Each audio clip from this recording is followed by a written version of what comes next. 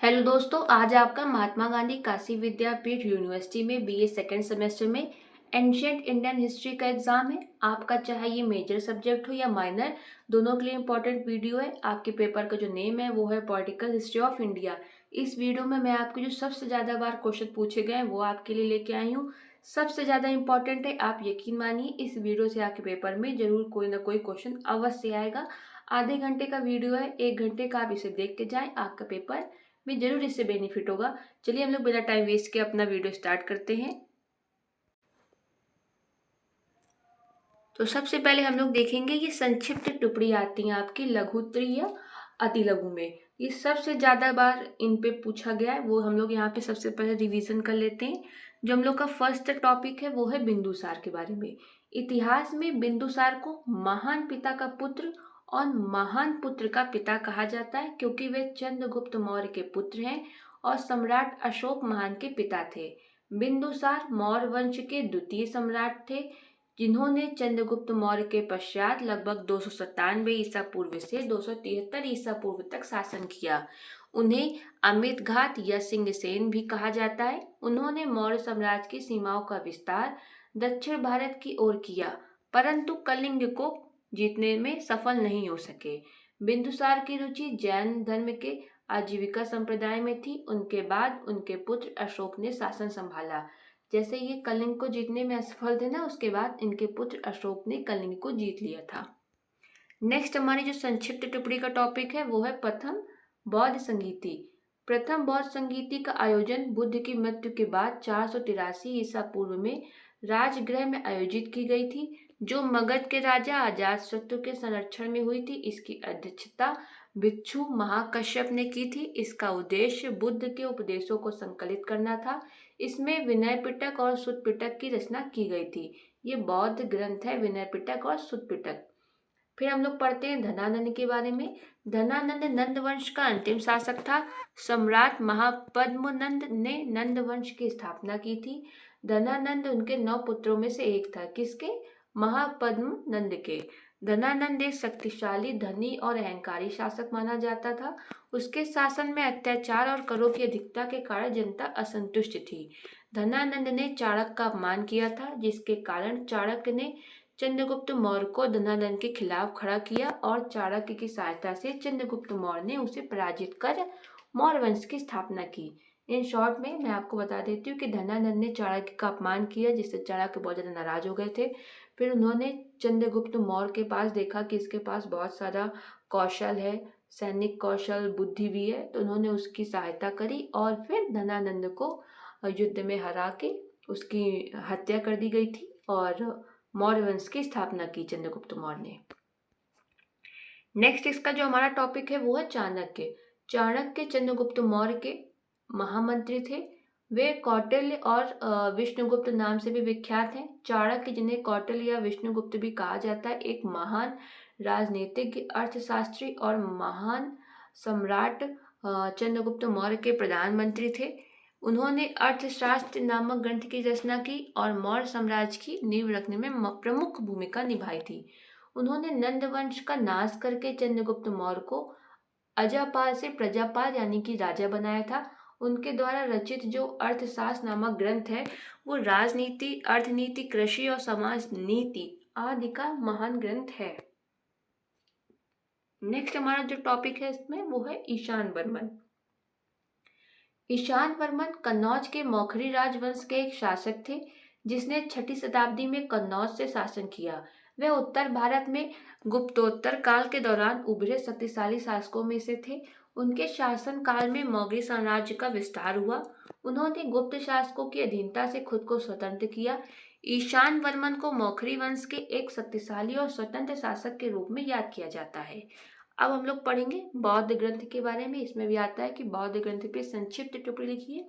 तो बौद्ध धर्म के प्रमुख जो ग्रंथ है वो त्रिपिटक है। ये 3 भागों में विभाजित है, विनय पिटक, सुत्त पिटक और अधिधम्म पिटक। ये ग्रंथ जो है वो पाली भाषा में रचित है। आप देखते हैं विनय पिटक को, ये बौद्ध भिक्षुओं और भिक्षुणियों के नियमों का संग्रह है। और जो सुत्त पिटक है इसमें बुद्ध के उपदेशों, प्रवचनों का संग्रह है, जिसमें धम्म पद भी शामिल है। अधिधम्म पिटक क्या है? ये बौद्ध दर्शन और मनोविज्ञान पर केंद्रित है। नेक्स्ट हमारा जो है संक्षिप्त टिप्पणी में वो है कौशल और वज्जी। कौशल प्राचीन भारत का एक प्रमुख महाजनपद था जिसकी राजधानी श्रावस्ती थी। बुद्ध के समय में इसका शासक प्रसेनजित था। ये क्षेत्र ये क्षेत्र बौद्ध धर्म का एक प्रमुख केंद्र था। कौशल महाजनपद पड़ोसी राज्यों के साथ कई युद्धों के बाद कई युद्ध हुए और सब में ये पराजित हुआ। अंततः ये मगध साम्राज्य का हिस्सा बन गया था। वज्जी वज्जी संघ एक प्राचीन गणराज्य था जिसमें 8 कुलों का संघ था, मतलब कि 8 कुलों से मिलकर बना था, जिसमें लिच्छवी सबसे प्रमुख थे। ये वर्तमान बिहार के उत्तरी भाग में स्थित है। इसकी राजधानी वैशाली थी। बुद्ध ने इसे एक आदर्श गणराज्य माना था। इसकी शासन व्यवस्था में सहभागिता और स्वतंत्रता के लक्षण स्पष्ट थे। वज्जी अपनी गणतांत्रिक शासन प्रणाली के लिए जाना जाता था।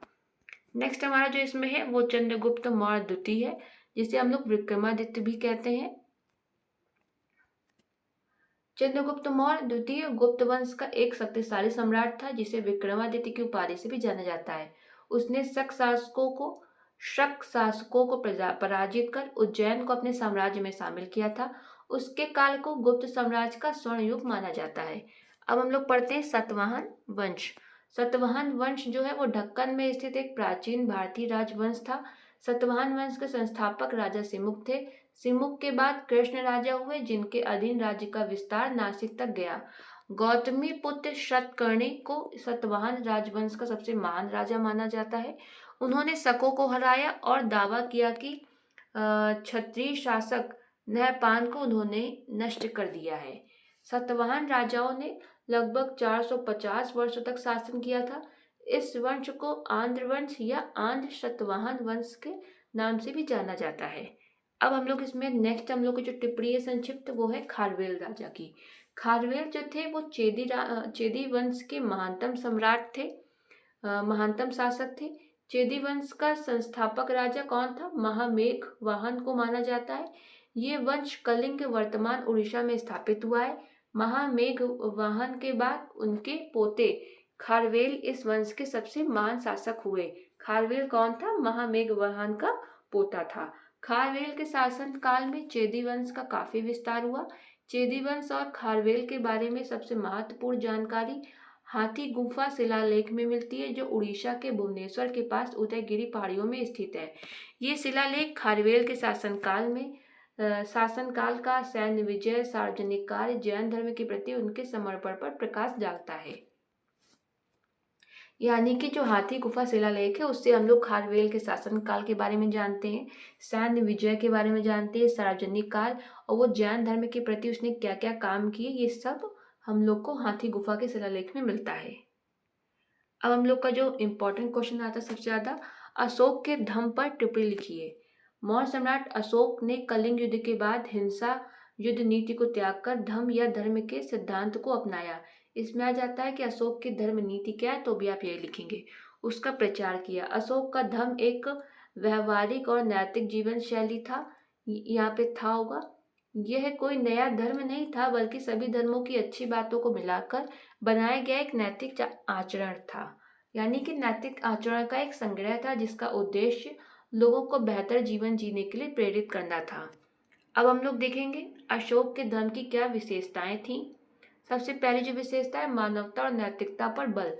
अशोक के धर्म का मूल उद्देश्य मानव जीवन में नैतिक मूल्यों की स्थापना था। इसमें सत्य, अहिंसा, करुणा, दया, आत्मसंयम और सहिष्णुता को विशेष महत्व दिया गया था। नेक्स्ट हमारा आता है अहिंसा और करुणा। कलिंग युद्ध की विनाश लीला से प्रभावित होकर अशोक ने अहिंसा को धर्म का मूल आधार बनाया। उन्होंने पशु बलि बंद कराई और चिकित्सा केंद्रों की स्थापना कराई। सर्वधर्म समभाव। अशोक के धर्म में विभिन्न धार्मिक संप्रदायों के प्रति सहिष्णुता, सम्मान की भावना थी। उन्होंने धार्मिक सह अस्तित्व को बढ़ावा दिया। माता पिता का सम्मान। धर्म में माता पिता का सम्मान करना, बड़ों का आदर करना, गरीबों और नौकरों के प्रति दयालु होना शामिल था। राज्य की नैतिक जिम्मेदारी। अशोक के धर्म महामातों की नियुक्ति कि मतलब अशोक के धर्म ने बहुत सारे महामातों की नियुक्ति की थी, जो लोगों को धर्म के सिद्धांतों का पालन करने के लिए प्रेरित करते और समाज में नैतिकता की रक्षा करते थे। नेक्स्ट हमारा जो इम्पोर्टेंट क्वेश्चन है वो है समुद्रगुप्त के जीवन यात्रा और उसकी उपलब्धियों का विवरण प्रस्तुत कीजिए। समुद्रगुप्त गुप्त राजवंश के सबसे महान शासकों में एक थे, जिन्हें भारत का नेपोलियन भी कहा जाता है। उन्होंने अपने सैन्य अभियानों और कुशल प्रशासन से गुप्त साम्राज्य का विस्तार किया और उसे स्वर्ण युग की ओर ले गए। जीवन यात्रा। समुद्रगुप्त चंद्रगुप्त प्रथम के पुत्र थे और 335 ईस्वी में राजगद्दी पर बैठे। उनके शासनकाल का सबसे महत्वपूर्ण स्रोत प्रयाग प्रशस्ति है, जो हरिश्चंद्र द्वारा रचित है। इस प्रशस्ति में उनके सैन्य अभियानों, विजयों और साम्राज्य विस्तार का वर्णन है। समुद्रगुप्त एक महान योद्धा होने के साथ साथ एक कुशल प्रशासक, कवि और संगीतज्ञ भी थे। उनके दरबार में विद्वान और कवि भी रहते थे। उन्होंने कला को बहुत ज़्यादा संरक्षण। अब इनकी हम लोग उपलब्धियां देख लेते हैं। सैन्य विजय। चंद्रगुप्त ने उत्तर और दक्षिण भारत में कई युद्ध जीते। उन्होंने उत्तर भारत के 9 राजाओं और दक्षिण भारत के 12 राजाओं को हराया था। इतिहास में ऐसा लगभग उल्लेख किया गया है। साम्राज्य विस्तार। समुद्रगुप्त ने अपने शासन काल में गुप्त साम्राज्य का विस्तार किया, जो उत्तर में हिमालय से लेकर दक्षिण में विंध्य पर्वत तक और पूर्व में बंगाल की खाड़ी से लेकर पश्चिम में पूर्वी मालवा तक फैला था। नेक्स्ट हमारा आता है इसमें प्रशासन। समुद्रगुप्त एक कुशल और व्यवस्थित प्रशासन स्थापित किया समुद्रगुप्त ने, जिससे उनके साम्राज्य में शांति और समृद्धि आई। उन्होंने सिक्कों का प्रचलन भी किया, जो उनके शासनकाल की एक महत्वपूर्ण विशेषता है। कला और संस्कृति। समुद्रगुप्त कला और संस्कृति के संरक्षक थे। उन्हें कविराज की उपाधि दी गई और वीणा बजाने में भी वे कुशल थे। समुद्रगुप्त का शासनकाल भारत के इतिहास में स्वर्ण युग के नाम से जाना जाता है और उनकी उपलब्धियां आज भी याद की जाती हैं। नेक्स्ट हमारा आता है कनिष्क प्रथम के शासनकाल की उपलब्धियों पर प्रकाश डालिए। कनिष्क प्रथम कुषाण वंश का महान शासक था, जिसका शासनकाल भारतीय इतिहास में एक स्वर्ण युग के रूप में जाना जाता है। उसने केवल साम्राज्य का विस्तार ही नहीं किया, बल्कि सांस्कृतिक, धार्मिक और साहित्यिक, वैज्ञानिक क्षेत्रों में भी अभूतपूर्व योगदान दिया। उनके प्रमुख उपलब्धियां निम्नलिखित हैं। सबसे फर्स्ट जो कनिष्क की उपलब्धि है वो है राजनीतिक उपलब्धि, जिसमें उन्होंने अपने साम्राज्य का जो विस्तार है वो उत्तर पश्चिम भारत से लेकर मध्य एशिया तक किया। फिर उनकी राजधानी पुरुषपुर, आधुनिक पेशावर थी, और एक अन्य राजधानी मथुरा थी, कनिष्क थी। उसने काबुल, गांधार, सिंध, पंजाब, कश्मीर, उत्तर प्रदेश, बिहार तक अपने साम्राज्य का विस्तार किया। नेक्स्ट जो इनकी उपलब्धि है वो है बौद्ध धर्म का संरक्षण। कनिष्क बौद्ध धर्म के एक महान संरक्षक थे। कनिष्क के संरक्षण में चौथी बौद्ध संगीति का आयोजन कश्मीर में हुआ, जिसमें बौद्ध धर्म के सिद्धांतों पर चर्चा की गई और धर्म ग्रंथों का संग्रह और संपादन हुआ। नेक्स्ट आता है प्रशासनिक सुधार।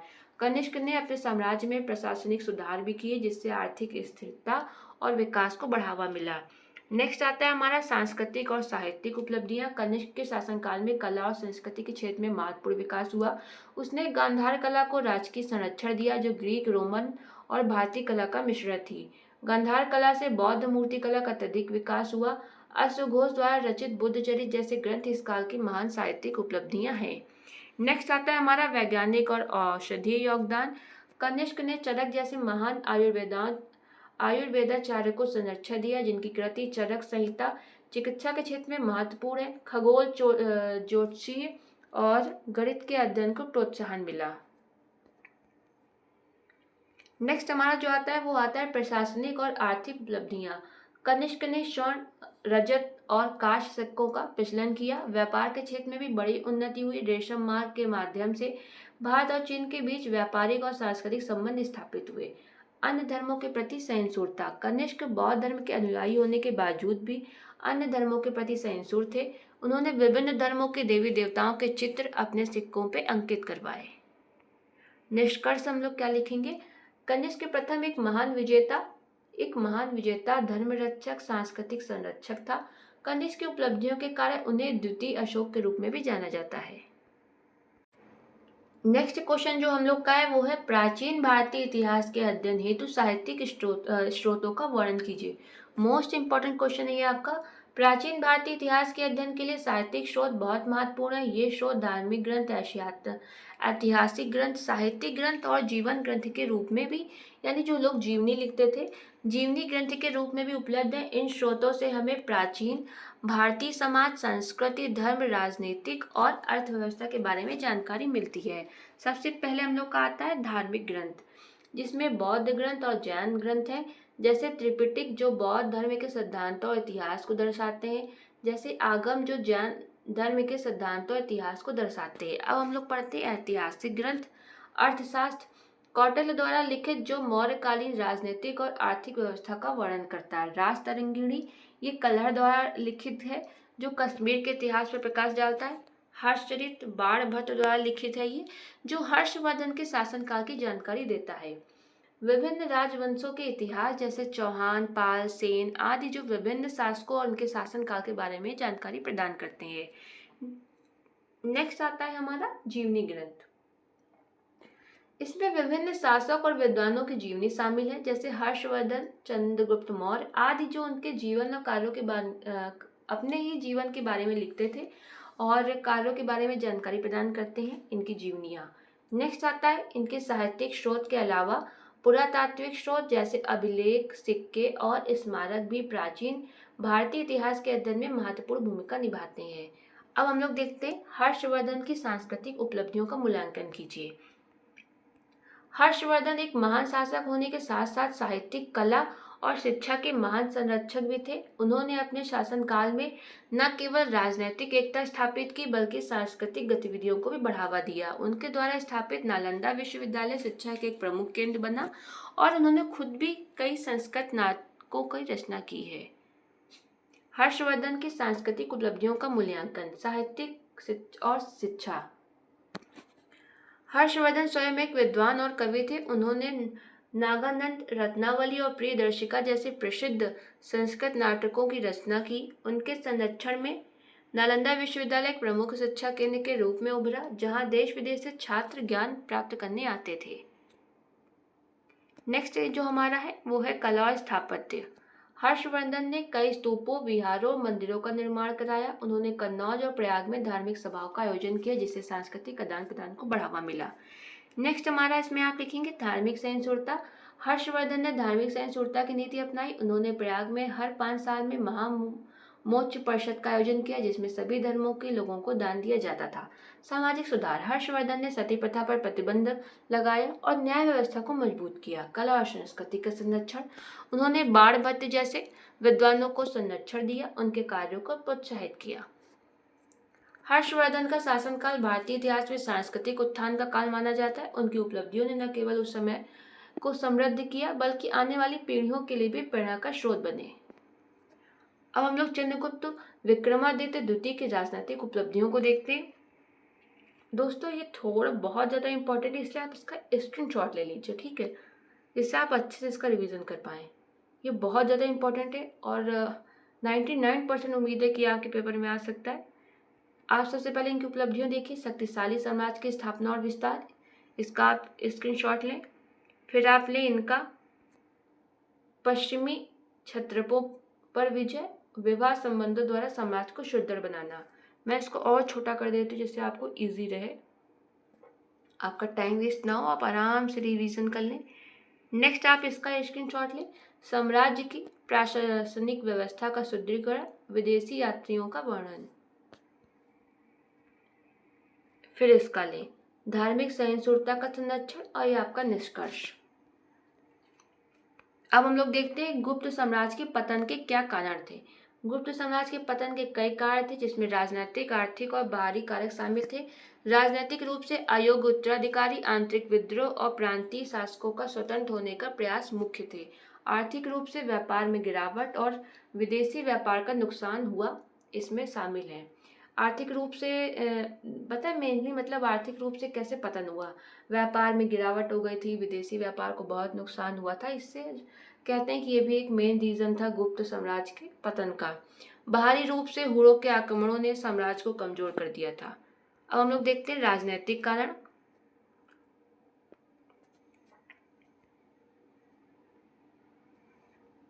अयोग्य उत्तराधिकारी, स्कंदगुप्त के बाद गुप्त शासकों में साम्राज्य को संभालने की क्षमता का अभाव था। वे अयोग्य, कमजोर और महत्वाकांक्षी थे, जिससे प्रशासन में गिरावट आई। सामंतों का उदय। सामंतों ने अपनी स्वतंत्रता की घोषणा करना शुरू कर दिया, जिससे केंद्रीय शासन कमजोर हो गया। राजवंशी मतभेद। शाही परिवार में उत्तराधिकार के लिए संघर्ष और सत्ता के लिए षड्यंत्रों ने भी साम्राज्य को कमजोर कर दिया। आर्थिक कारण। व्यापार में गिरावट। समुद्र और भूमि मार्गों से होने वाले व्यापार में गिरावट आई और पश्चिमी भारत के नुकसान ने भी आर्थिक संकट पैदा कर दिया। संसाधनों में कमी। युद्धों और अन्य कारणों से साम्राज्य के संसाधन में कमी हो रही थी, ये भी एक मेनली रीजन था गुप्त साम्राज्य के पतन का। बाहरी आक्रमण। हुणों का आक्रमण। हुणों के लगातार आक्रमणों ने साम्राज्य के सीमावर्ती क्षेत्रों को कमजोर कर दिया और सैन्य खर्च में वृद्धि हुई। प्रशासनिक कमजोरी और भ्रष्टाचार ने भी साम्राज्य को कमजोर कर दिया था। अब हम लोग निष्कर्ष देखते हैं। इन सभी कारणों ने मिलकर गुप्त साम्राज्य के पतन में योगदान दिया, जिसमें राजनीतिक, आर्थिक और बाहरी कारकों का योगदान था। अयोग्य शासकों, आंतरिक विद्रोहों, व्यापार में गिरावट, हुणों के आक्रमणों ने साम्राज्य को कमजोर कर दिया, जिससे एक शक्तिशाली साम्राज्य छिन्न भिन्न राज्य में बदल गया। अब हम लोग का एक और इम्पोर्टेंट क्वेश्चन है, मैं आपको बता देती हूँ। हाँ, महाजनपद से आप क्या समझते हैं? इसका आप स्क्रीनशॉट ले लें, ठीक है। फिर आप लें इसका महाजनपद काल की प्रमुख विशेषता का, ये इसकी विशेषता है, इसका आप ले लें। ये प्रमुख 16 जनपद है, इनके नाम आप मेरे साथ ही पढ़ लें, बहुत इंपॉर्टेंट है, एक बार पढ़ लें। मगध, कौशल, वत्स। अच्छा, आप एक काम करें, इनका भी स्क्रीनशॉट ले लें कि जिससे आप 2-3 बार पढ़ पाएँ, ठीक है। अब इसके बाद जो इम्पोर्टेंट क्वेश्चन है हमारा, एक लास्ट क्वेश्चन है जो बहुत इंपॉर्टेंट है, वो आप देख लें, ये वाला। इसका भी आप स्क्रीनशॉट ले लें, क्योंकि मैं नहीं चाह रही कि मैं पढ़ूँ, आपका बहुत सारा टाइम वेस्ट हो। इम्पॉर्टेंट है, आपके पेपर में आ सकता है, ठीक है। फिर आप इसका लें।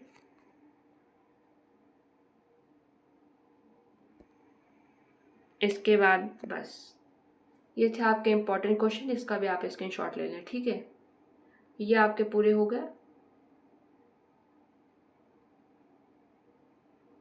एक बार आप इसको भी देख लें, अंग के बारे में पढ़ लीजिएगा, ठीक। फिर ये मगध के बारे में पढ़ लें, ये आप स्क्रीनशॉट ले लें। फिर आप इसका लें,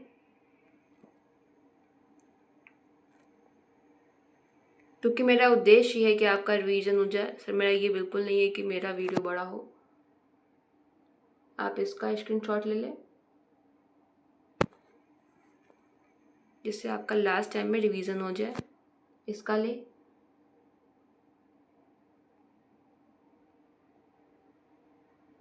इसका ले लें, और फिर ये आपका 16वां पॉइंट, ठीक है। ये क्वेश्चन बहुत बार पूछा गया है, इसलिए मैंने आपको बताया कि 6ठी शताब्दी ईस्वी पूर्व के 16 महाजनपदों का विस्तार से उल्लेख करें। इंपॉर्टेंट क्वेश्चन है।